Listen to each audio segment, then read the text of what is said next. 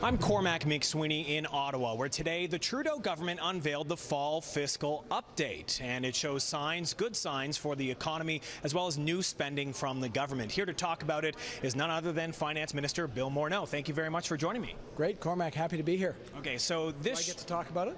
Yes, you get to talk about the fall fiscal update. So it shows that we're improving when it comes to the deficit anyway. $28.5 billion was the projected deficit in the spring. Now it's down to $19.9 billion thanks to this roaring economy. But you chose to spend some of that money, not dedicate all of that extra windfall towards paying down the deficit. Why not?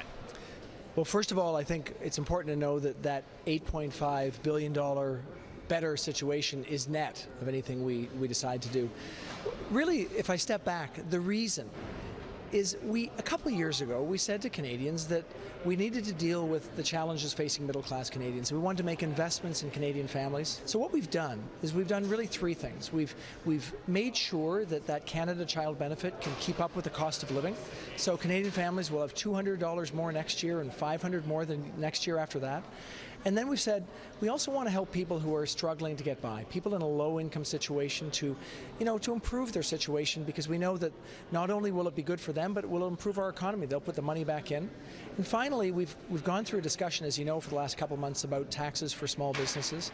And we found a way to make sure that the system doesn't advantage only the wealthy few, but that we can reduce tax rates for small businesses down to 9% for all those small businesses that are working hard and helping our economy.